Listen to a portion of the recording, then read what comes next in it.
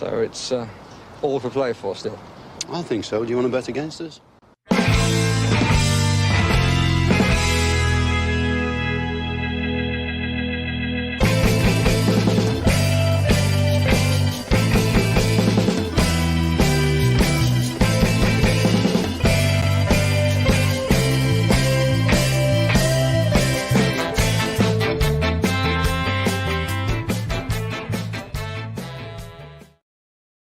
Hi, villains, and welcome to For the Love of Paul McGrath podcast in what is a darker room than normal. Bear with me. Let's do that again. Hi, villains, and welcome to For the Love of Paul McGrath podcast in what is now a lovely bright room that I'm used to podcasting. And there was just something a small bit off. I couldn't really see myself even in the screen. It was very, very dark. But as I said to you guys yesterday, I was going to come back on today and I was going to talk about yesterday. We spoke about some Pau Torres and we looked at maybe different types of players with regards to that left hand side of the back two that we're currently playing at this moment in time. We looked at Pau Torres. We looked at Salisu from Southampton, and what we did was we kind of just discussed the two different types of players, maybe both of those being left-footed players that were being potentially brought in to be an upgrade on Ezri Konsa. We also discussed the fact that Ezri Konsa is doing some things really, really well within this team. But what I wanted to do is I wanted to look at some right-footed players that potentially could come in and play within this system that we're playing at the moment. Once again, looking at different types of players. Now, for the record, I don't think we've been linked to two of these players, and I think we've had a tentative link to one of these players. And while one of these players is a right-footed player, he does play on the left-hand side of the back of a back three, or sometimes actually plays as left back. So bear with me on that one. I've got a small little bit. I really like the guy. I really like the player, and he can actually play on the right-hand side as well. But what I'm going to do is I'm going to start off this one today, and afterwards, when we're finished all this, we might have a little chat about some of the news that's broken out there today with regards to Aston Villa, around Christian Purslow and so on. So firstly, I just want to take a little look at a partner in crime that we looked at, of a player we looked at yesterday, Salisu. I want to look at his partner in crime, and that's Bella-Kotchap.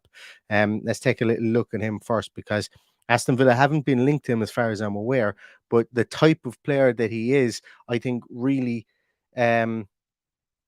it really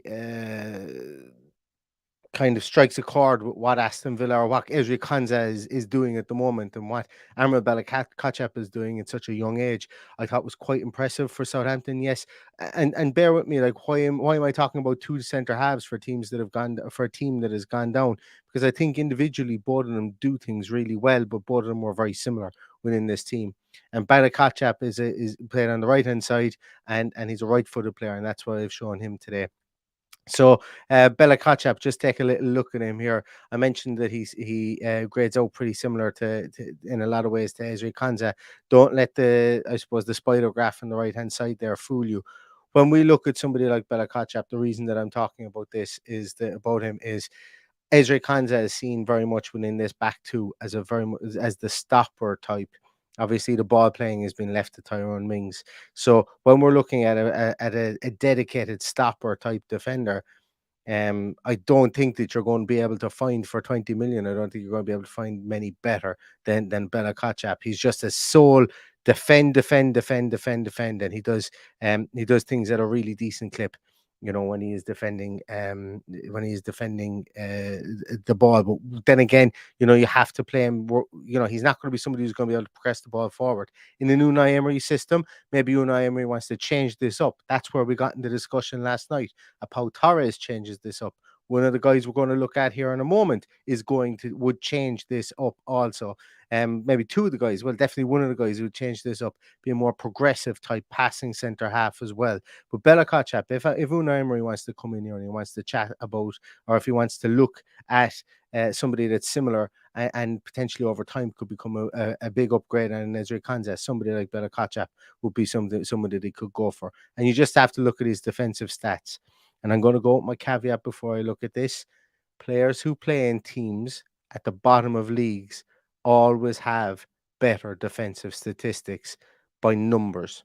Okay, so bear that in mind. Remember last night we looked up Pau Torres. His defensive numbers didn't look great. Reason being, Villarreal control possession. He doesn't need to throw his body at things, to intercept things, to block things, to tackle people. When you're scouting players that are finishing maybe at the bottom of the table, like Southampton did, or they're finishing in the bottom half of the table, they're going to have bigger numbers from a defensive point of view. So you need to look at them as well, because numbers don't really tell you anything from a defensive point of view. Yes, they tell you with regards to passing, and you can see his passing statistics are low. I'm talking about him because if you want to go with an Ezri Konsa type, you want to go with a stopper type. Konsa's a better passer of the ball than Bella-Kotchap. But if Unai Emery wants to go with somebody like this, for the money that you will pay for him, I think he would be a really good addition, given that he's very young as well. He's only 22 years of age, 22 years of age, just gone 22 as well. But looking at his tackling stats, and when you look at him as an actual player, he is very robust. Essentially, when he's so young, but you can see that that he's so balanced when he's playing. He doesn't get turned very, very often. He's got the physique at 22 years of age to be able to stand up to the Premier League players. He was never really bullied at any stage.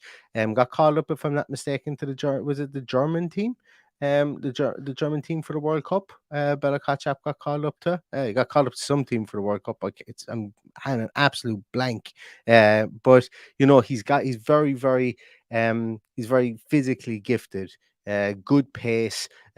Good build for a player that's 6'2.5", at 22 years of age, and he is somebody who's very proactive when he gets out to try to close players down. He's very proactive in his movements there, as you can see. His statistics that you can see here are not for him panicking and having to cover back. They're for him stepping out of defense, getting out there to try and cover off things before they happen. Now, obviously, for Southampton, that may not have been the way that team, the trait that team needed, given that they shipped so many goals this season. But he's a very, very good player, I think, because he's just so physically gifted, and you can just see that when you watch him play as well. Huge potential. He is going to go to somebody. If he leaves Southampton, he's going to go to somebody. Maybe he returns back to the Bundesliga.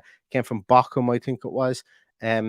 And if he goes back to the Bundesliga or wherever he goes, I think that he's going to grow over the next couple of years, and he's going to be a pretty decent player. So that is Bella-Kotchap. I am going to pop up the next guy here. I don't have any statistical lists for this guy here. I don't have any graph because it just hasn't loaded here for me. But let me talk you through a couple of things. So this is Roger Ibanez. So Roger Ibanez is somebody who nearly everybody would have seen play in the Europa, what was it, the Europa Cup Europa Cup final against Sevilla. Really adept defender, Brazilian defender. 6'1". He's right-footed. He's 24 years of age, if I'm not mistaken. 25, I think, in December. Really astute defender. Now, this is the guy that usually plays on the left-hand side of a back three, or plays on the left-hand side. Sometimes even plays as left back. He can be utilized as a left back as well. Now, why am I talking about him? It's essentially because he's right-footed, and because I have no doubt that this player can move and can play on the right-hand side of the defense. So if we're going with an out there type of player, a player that maybe out of left field, I think we've been linked to Roger Ibanez previously. You guys might be able to tell me in the comments in a moment. I haven't been able to open up the comments just yet, but I think we've been linked to him previously. So there may be something in that that the club sees and that the club likes from an Ibanez. But I think I've no doubt that he could play both sides of the field. His pass completion rate is 87.7%. He attempts 50.2 passes per game. He's not the most progressive player in the world. Only progresses the ball 2.35 times, which puts him in the 21st percentile, which is the bottom fifth of all players. But as a defensive player, and his pass completion rate with regards to his passing as well, he's quite a steady player. He's a very balanced player, very rounded player is what I'm trying to get at here. And for someone who's 6'1", he really wins the ball in the air. 68.5% of his aerial duels he wins, which is quite good.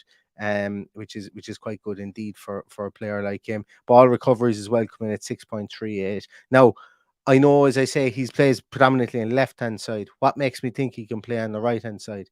I've seen him. I went back actually and I watched when he first moved to Serie A and started playing with Roma.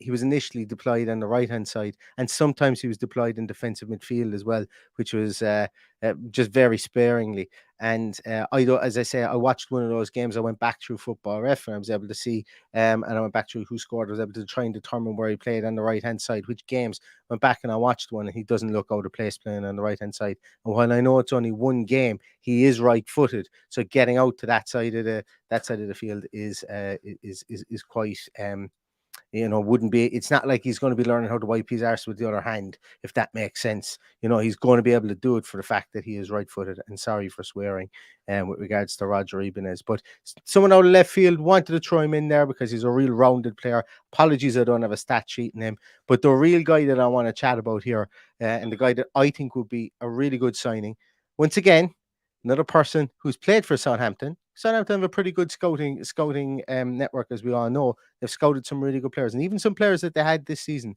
really good players. It's just it didn't click for them. They had the wrong manager in at the start of the season. They had the wrong manager in at the end of the season, and it was just a nightmare from board down for Southampton. But the last player I want to talk about is Kevin Danso from RC Lens. As I say, played with Southampton. Played with Southampton previously, and as I said, didn't really pan out for him. Um, didn't really pan out for him within the Premier League. His first time around, only played 6 games for Southampton. Went on loan to Fortuna Dusseldorf. He was only 21 when he joined. He was only 20 actually when he joined Southampton. But then he made the move 2 years ago to RC Lens, and since then he has really cemented his place within the Austrian setup. So he's Austrian player, born in Austria, 6'3", 24 years of age. Will be 25 just as the season starts on the 19th of September. So let's take a little look at some of his statistics here as well. So when we look at it here, tackles wise, tackles per 90 are quite low, but once again, we're looking for somebody to replace what Ezri Konsa does here. And Ezri Konsa, while he's the stopper, he's not really the ball player. He comes in there, and as we can see, he matches up favorably there where Ezri Konsa does. Or should I say he matches up similarly to where Ezri Konsa matches up. Interceptions come in at 0.92. But where we really see it is his ball recovery. So he's got a lot of speed, a lot of pace. As I say, he is right-footed, really good in the air, coming in the top 5% of all centre halves within the top 5 leagues in Europe at 71.9%, 0.9% in the air, better than Tyrone Mings, and we know how good Tyrone Mings is in the air as well. Coming in blocks wise, he's well able to get his foot on the ball and block things. This guy was playing in a team that finished high up in, I think they finished 4th in League One, so they would have been asked to defend quite a lot. And this guy was their defensive colossus, really. He really look at his heat map there. He's been all over the place within that defensive third, and he's been a real marshal for them back there. But the big thing for me, if we're looking for rounded, if we're looking for somebody who can do a little bit of everything, that will be on the radar of teams, Kevin Danso here, we see his progressive passes there. Progressive passes 4.54. Much better than any player we have here from a progressive point of view. Also a pass completion rate of 90%. Look at his passing statistics there. They're really, really top notch. Even when you get down to his shot creating actions, goal creating actions for centre halves, do they really mean much? They don't really, but excuse me, the shot creating actions I think do, because centre halves do have an ability to be able to play that raking ball from a long ball position, and Kevin Danso has a pretty good long ball rate as well. Another thing that really strikes me as well is his pass attempts, 58.56. So he's tasked with passing the ball quite a bit. So he's been their main marshal. And for me, I think good money could be spent on a Kevin Danso. I don't think you get him. His current market value there, 14 million for transfer market. I don't think you get him for that. I think it would be mid-20s that you would sign him for. But this guy has a ton of potential. He's been in the Premier League. He's failed in the Premier League previously, albeit at 20 years of age, 20, 21 years of age.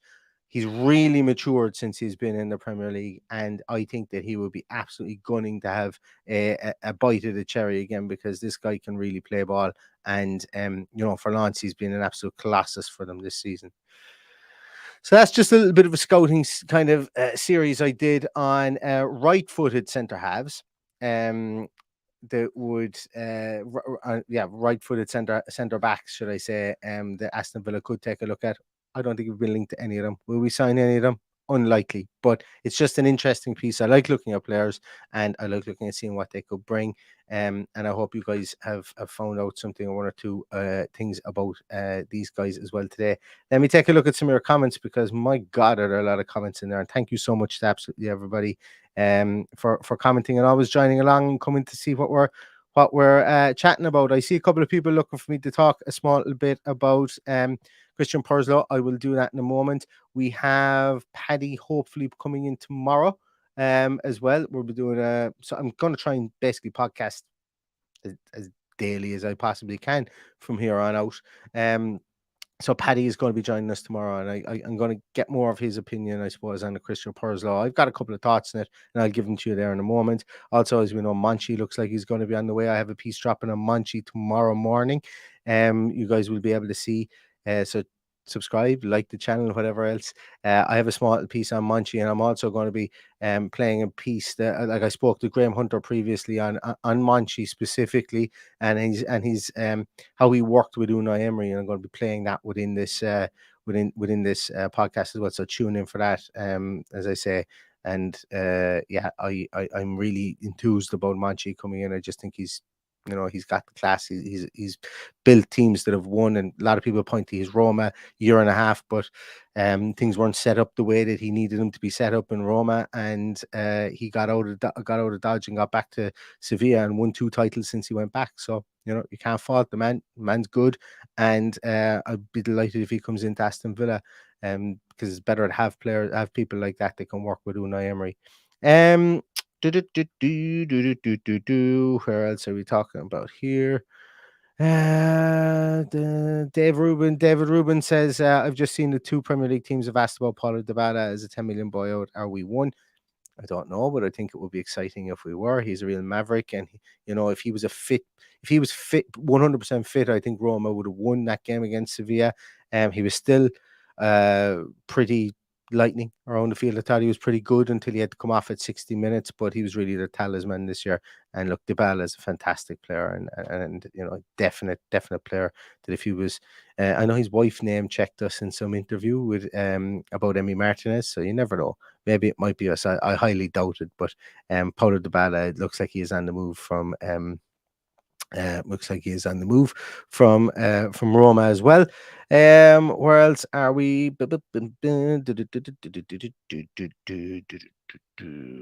Sorry there, guys. I'd love to be able to read out all your comments, but and this isn't very good podcasting as well, just hearing me going into a microphone as well. Right, so John Steele has asked me how do I feel about Baku from Wolfsburg as a new right back. I saw the comment, you left a comment on this, or maybe you might have commented on Twitter. I actually don't know how I pile about, or sorry, I haven't watched a whole lot of him, should I say. So I don't really know how I feel about him just yet, but I think a right back is obviously going to be in the offing, unless we sign two centre halves and move Ezra Konsa out there. But I'm not. While it makes sense in the theoretical side of things to move Konsa out there, I'm just not sure. I'm just not sure whether it will be a mainstay for this team. But then again, we could be wrong, because Unai Emery is really going to stamp his thoughts on this team this summer, and it could be something he's looking at. But a lot of things are up in the air, and we don't know what we don't fully know what, like, whether Unai Emery is going to stick with the same tactical setup he had, or whether he was just making the best of the players that he inherited. So it's going to be a really interesting summer from that point of view as well. Right. So Michael Huggins asked me what time am I on tomorrow. Presume about 9:30. Again, that's usually our go-to time with myself and Paddy. So I've actually just hung him out to dry, because I haven't even asked him is he coming on tomorrow, but I think we tentatively said it would be tomorrow anyway. But either way, I'll be on about 9:30 as well. Christian Purslow, just to finish out here as well for you guys. So I'm going to talk small a bit on Purslow because um my own personal thoughts on Purslow is Purslow was brought in at a time where we needed experience. We had two new owners who come into the club, didn't have experience of how the Premier League ran, didn't have experience about not getting bullied by.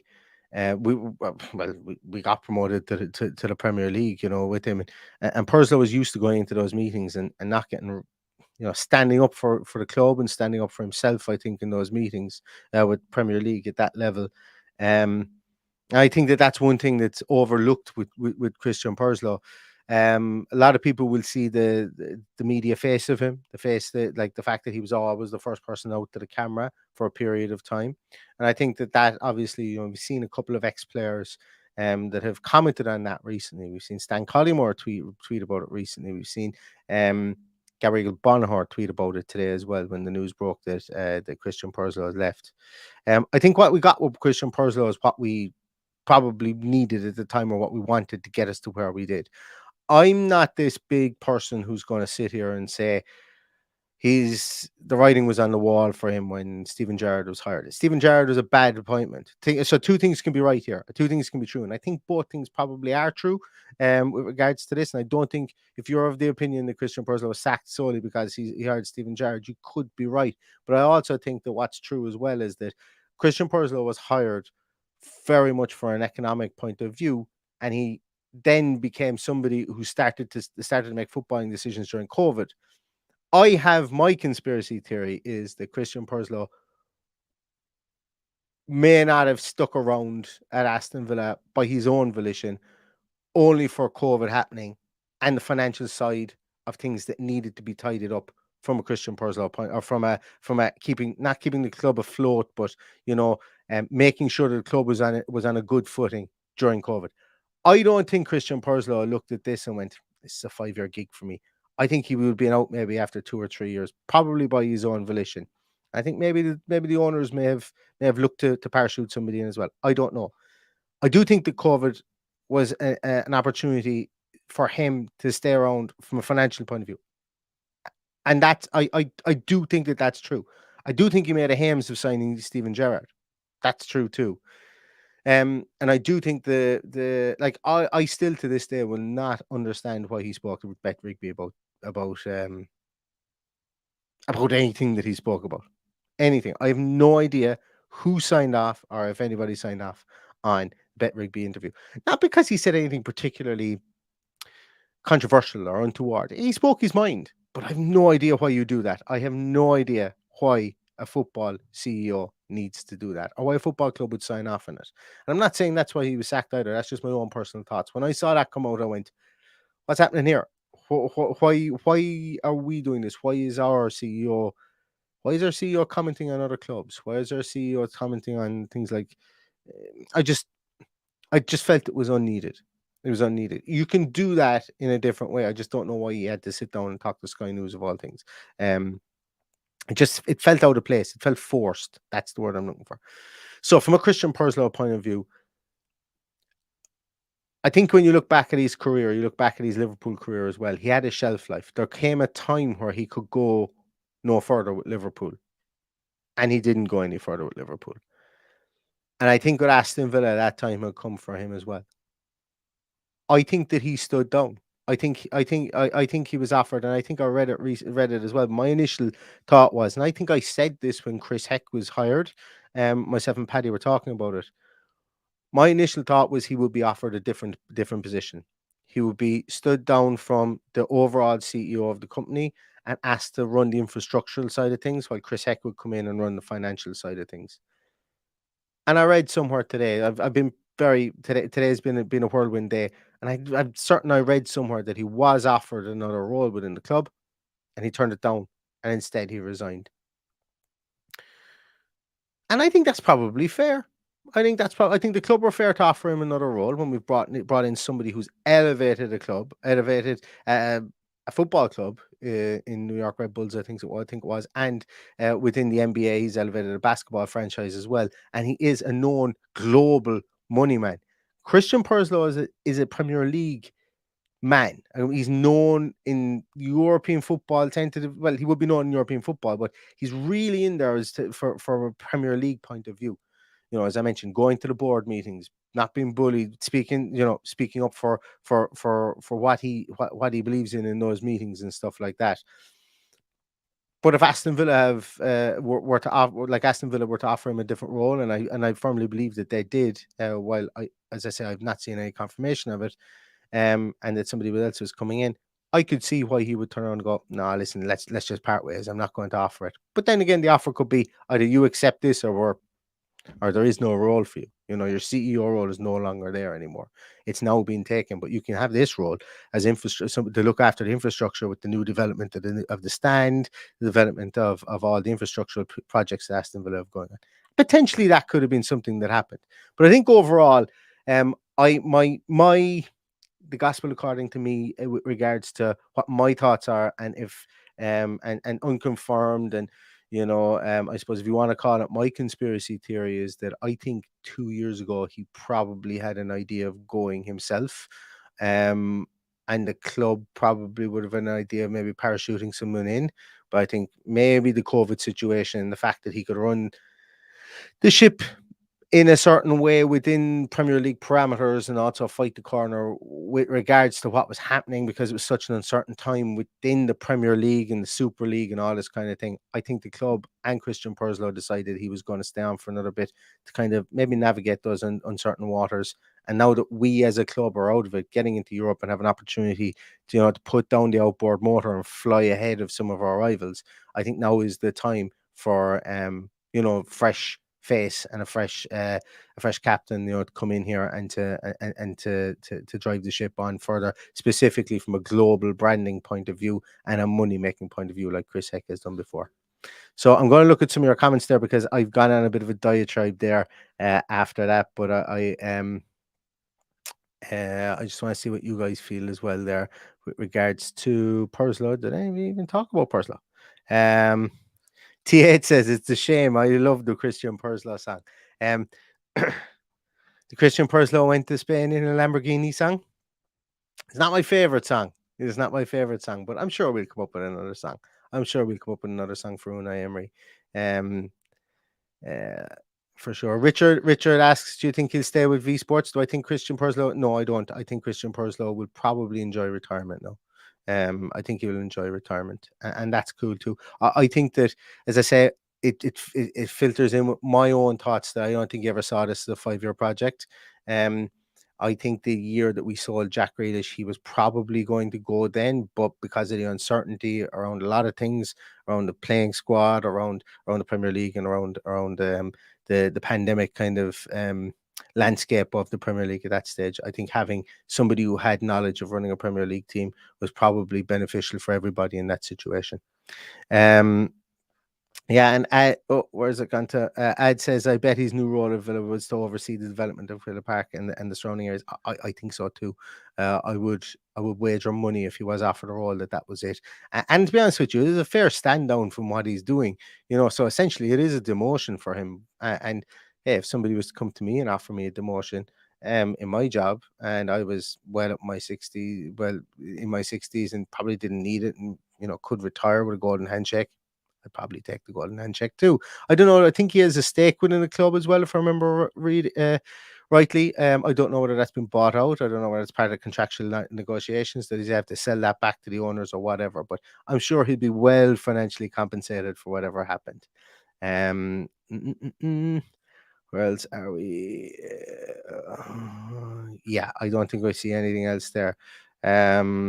So, guys, I'm not going to go into the Monchi piece here. I'm going to leave that, and I'm going to talk about that in a piece tomorrow. I hope to have it out tomorrow morning. Bear with me if I don't have it out tomorrow morning. I'll have it out around lunchtime tomorrow, and then I hope to be back later on tomorrow at like 9:30 in the afternoon, in the night time here in Ireland, with Paddy, and we'll discuss everything that's going on at Aston Villa. And look, I suppose we're going to have to do a review of the previous season at some stage. I don't know whether we'll do it tomorrow night, but we'll definitely discuss everything, because Aston Villa are ploughing forward, and looking back, I suppose, is good as well. But there's so much happening as this team moves forward. We could have another signing tomorrow. Who the hell knows? So we will be back again tomorrow. As I say, pre-recorded podcast with my thoughts on Munchie. We'll be out maybe in the morning or at lunchtime. And then I'm going to try and get Paddy on later on tomorrow afternoon, or tomorrow night, should I say, to chat about everything that's going on and get his opinion on that. But in the meantime, everybody, thank you so much for tuning in. Really appreciate everybody watching. Really appreciate everything you do for the podcast. Give it a thumbs up and a subscription if you don't already. And as I say, rob your friend's phone and subscribe him on YouTube and subscribe him on all the podcast platforms. I hope they will appreciate it for you, and you never know, you might make them fans of the podcast. So until tomorrow, everybody, thanks so much. Have a great evening. Stay safe, stay healthy, and all that's left to say is up the Villa.